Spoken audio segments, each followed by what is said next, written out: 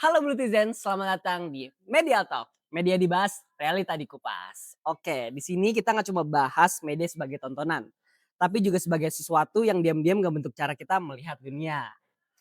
Aku Zidan, dan di sini kita hari ini bakal ngobrolin topik yang kelihatannya simple, tapi sebenarnya cukup ekstrim buat generasi sekarang. Oke, selamat datang di episode 1. Hidup tanpa media sosial mungkin nggak sih? Oke. Dan hari ini aku nggak sendirian nih guys. Aku hari ini bersama siapa?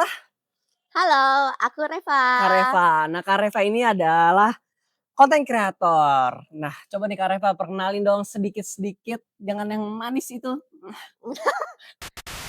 Oke, halo, perkenalkan nama aku Reva. Hmm, Aku sebagai content creator dan sekarang masih aktif di Fakultas Komunikasi dan Desain Kreatif Universitas Budi Luhur. Kalau boleh tahu nih Kak Reva sekarang kesibukannya apa sih? Sebenarnya kesibukan aku bisa dibilang bukan di content creator aja ya, tapi aku juga jadi director di Starting Pictures. Aku lagi aktif di sana juga. Terus apalagi ya, kayak karena lagi libur kesibukan aku tidur mulu sih. Sibuk banget ya tapi. Sibuk dong. Oh. Nah Kak Reva, kalau aku boleh tahu Kak Reva mulai suka sama dunia-dunia jadi konten kreator tuh dari kapan? Mungkin pas aku SMK dulu ya, sekitar tahun 2020, itu aku udah mulai masuk ke dunia content creator karena aku dulu jurusannya di broadcasting. Oh emang udah dari Iya, SMK ya? broadcasting. Udah dari Iya, udah SMK. dari SMK. Jadi suka banget sama yang namanya video-video gitu. Mmm. Apa kalau Reva Instagramnya biar kayak yang nonton ini bisa lihat Instagram Kak Reva gitu, konten kreator konten-konten Kakak itu kayak gimana? Ih, boleh banget dong. Aku ada 2 Instagram sebenarnya. Yang pertama Instagram pribadi aku, di situ kalian bisa lihat update daily life di @coldest_ocean, agak aneh ya. Nggak apa-apa nggak apa-apa. Terus yang kedua, portofolio aku ada di @revazh_creator.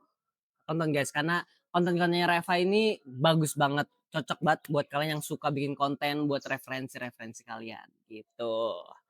Oke, Kak Reva mau langsung aja nggak nih kita tanya-tanya tentang kalau Kak Reva hidup tanpa media sosial? Wah, itu sangat berketimpangan sih sama kerjaan aku khususnya. Bukan kerjaan, ibarat kan konten creator itu udah jadi sebagian dari jiwa aku, asik. Gila. Ya udah, sabar pertanyaan yang pertama nih buat Kak Reva nih. Kak Reva, sebagai mahasiswa konten kreator, seberapa besar sih peran media sosial di hidup kamu? Seberapa besar?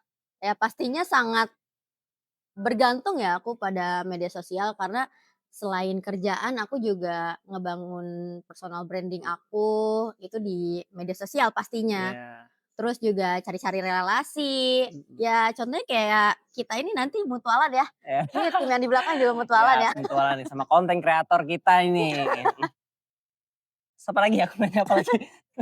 Oke lanjut dulu kali ya. Ya lanjut Ya dulu dong. menurut aku media sosial Mmm, itu sangat bergantung juga, mmm, buat, referensi ya ibaratkan mmm, kan aku sebagai content creator yang pastinya aku pasti, nyari-nyari referensi apa nih yang lagi tren, mmm, terus dan kerjaan aku itu nggak bakal jauh dari media sosial. Aku ngupload-ngupload, mmm. bikin caption juga, aku juga ngurus feeds di FKDK juga, gitu sih. Kalau sekarang memang pekerjaan jadi konten kreator Kak Reva megang berapa Instagram sih yang Kak Reva handle gitu? Kalau sekarang sih 2 aja sih, Apa aja tuh? Starting Picture sama di FKDK Budi Luhur. Oh itu aja ya? Iya, Sama satu lagi nih Kak Reva nih, nggak satu lagi sih sebenarnya masih banyak ya? masih banyak banget nih. Kak Reva, Iya, aku mau tanya, kalau kamu diminta ngebayangin hidup tanpa media sosial, apa yang pertama yang kepikiran? pasti hampa sih. Karena menurut aku walaupun kita lagi hangout bareng, kita juga pasti butuh media sosial kan. Mhm, Entah buat update, entah buat kita bikin TikTok ya kan, atau enggak kita foto-foto, kita up story bareng. Tapi di satu sisi bakalan tenang juga deh. Karena menurut aku media sosial itu pedang bermata dua. kenapa tuh? Artinya apa tuh Pedang kalau boleh tahu? apa pisau bermata dua ya? Pisau, salah, pisau bermata dua. Karena bisa jadi positif sama negatif. Mmm, Menurut aku positifnya ya mungkin kita bisa nge-branding diri kita.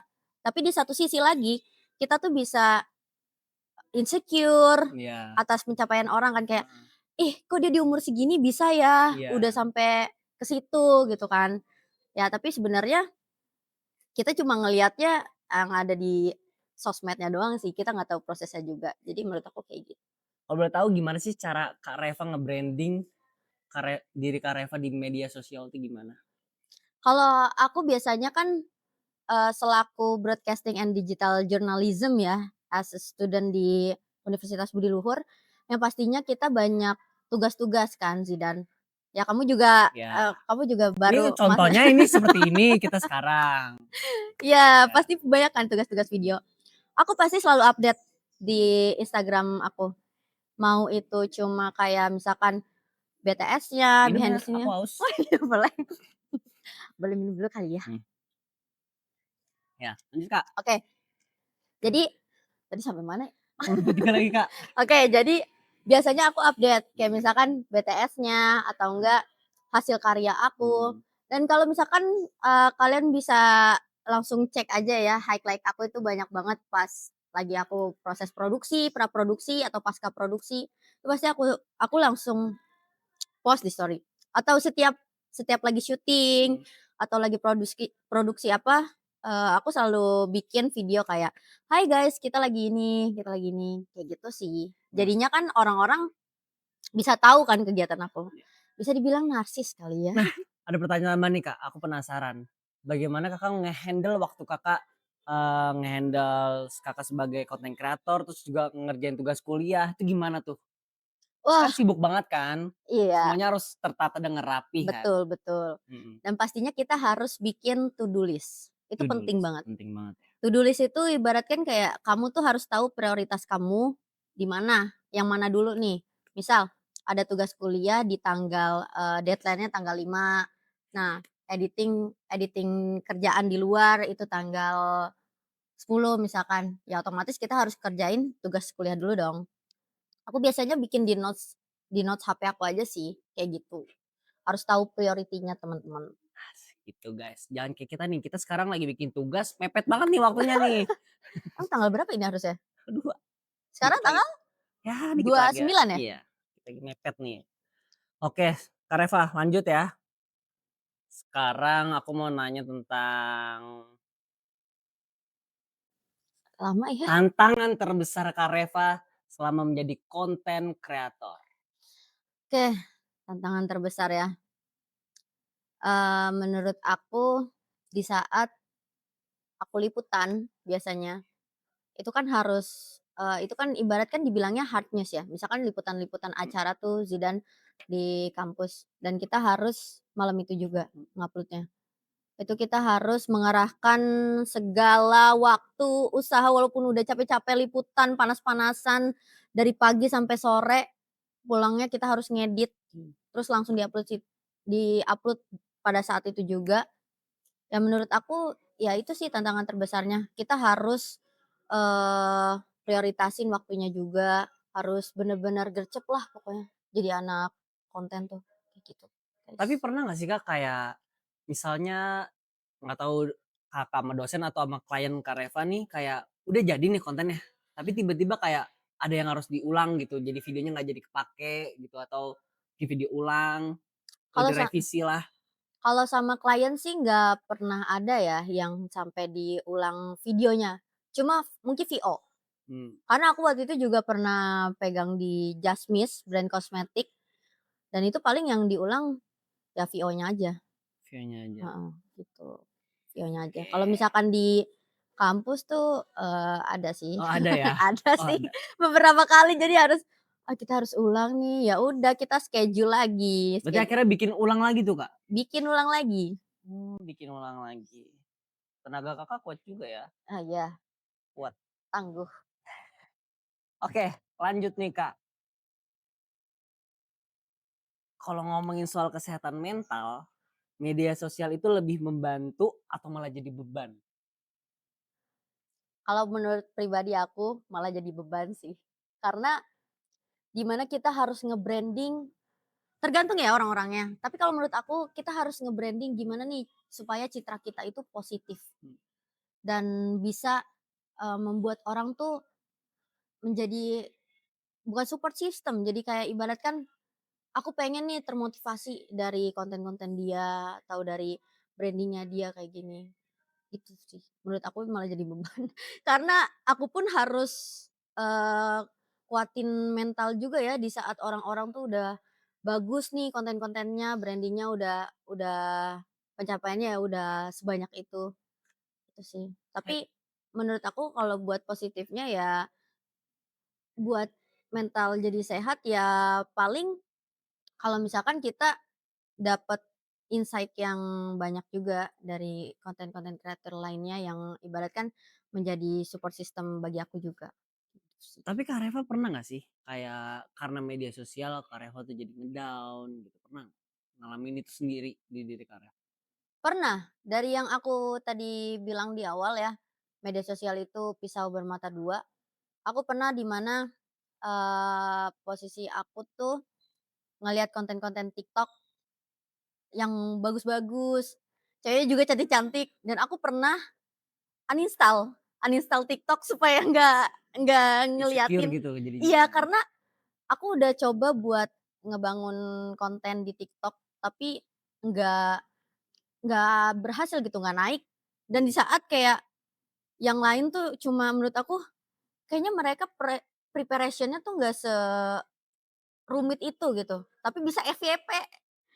Ya udah, Tapi konten-konten zaman sekarang emang gitu nggak sih Kak? Kayak yang nggak terlalu niat malah lebih gampang naik dibanding konten-konten yang niat malah susah buat naik. betul, apalagi kalau untuk edukasi. Karena memang waktu itu aku pernah, research juga, orang-orang Indonesia terutama ya, itu tuh pasti mereka mau scroll TikTok karena mereka mau cari hiburan kan. Mmm. Nah, kenapa konten edukasi itu jarang jarang naik, karena ya mereka carinya hiburan, bukan buat belajar. Mmm.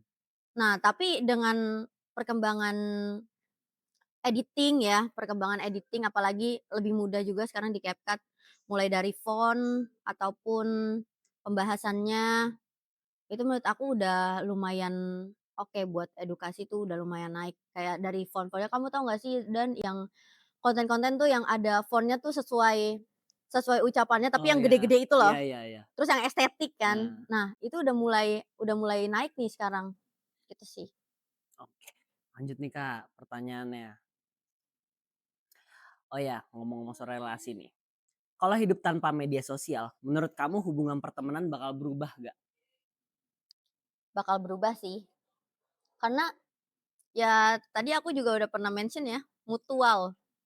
Mutual itu kan bukan berarti cuma yang ada di sekitaran kita kan, dan pastinya bakal lebih luas lagi kalau di media sosial. Apalagi ada yang dari luar kota gitu kan Iya. bisa bisa ketemunya di media sosial. Iya. Menurut aku kayak gitu sih. Karena kalau misalkan kita mengharapkan di sekitaran kita aja, Mhm. kalau misalkan nggak ada kesempatan buat ketemu sama orang luar, Mhm. ya kita bakalan relasinya di situ-situ aja. Mmm. Karena aku kemarin juga sempat student exchange ke Taiwan dan memang dari media sosial itu yang bisa bikin kita tuh tetap keep in touch, Mmm. gitu. Iya sih, bener juga sih ya. Media sosial buat relasi itu penting juga. Betul. Tapi Kak Reva ngomong-ngomong soal relasi, Kak Reva udah kenal banyak orang banget ya dari sosial media itu? Ya sebenarnya banyak sih, banyak banget karena dari aku tuh udah aktif di media sosial itu dari SMP kayaknya, Dari SMP, SMP? iya SMP. Jadi kita semua tetap keep in touch, ada yang bahkan kayak ada yang udah jadi orang gitu, ibaratkan jadi orang kan yang udah sukses, jadi masih tetap keep in touch. Jadi, ya kalau misalkan kita mau butuh apa-apa, tinggal DM atau Iya. tinggal WA. Nanya kan bukan minjem duit? Iya dong, Oh. jangan ya teman-teman. Terus, emang lanjut aja deh Kak, aku capek. Sabar. Oke, Kak Reva, kalau kamu bener-bener hidup tanpa media sosial, hal apa yang kira-kira bakal berkembang dalam diri kamu? Berkembang. Tanpa media sosial nih, kamu bisa berkembang, apa yang berkembang dalam diri kamu? Mungkin soal kepercayaan diri, aku bakal ngembangin kepercayaan diri aku dan juga bukan meditasi sih, ibaratkan memperbaiki kesehatan mental aku mungkin ya, dan aku bakal improve hal-hal yang di luar media sosial, berarti di luar konten creator itu sendiri. Mmm. Mungkin aku lebih memperdalam seperti membaca buku, karena kalau nggak ada media sosial kita mau baca apa lagi? Atau mungkin kita bisa nonton film Mmm. dan aku berusaha buat, gimana remake film juga, walaupun nggak ada media sosial kan kita Mmm. masih bisa gunain kamera kan. Iya.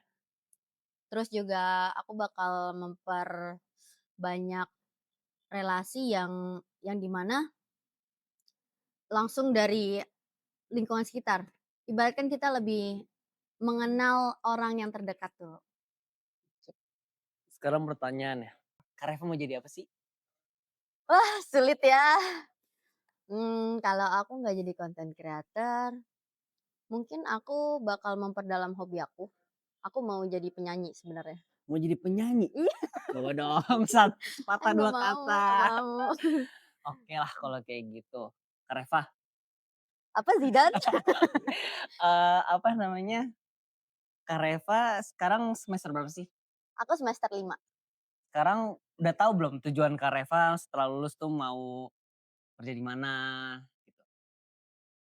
Sebenarnya aku pengen banget jadi director, director film. Jadi direktur film. Iya, pengen banget jadi director film dan, kalau misalkan emang gak kesampaian, ya paling aku ambilnya di creative agency.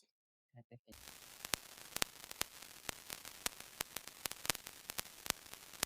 Wah, keren banget kan teman-teman insight-nya dari Kak Reva. Makasih banget Kak Reva udah datang, udah mau sharing-sharing sama kita. Terima kasih juga Zidan dan kru, terima Terima kasih kasih. semuanya yang udah datang dan oke segitu aja teman-teman dari Medial Talk. Media dibahas, realita dikupas. See you.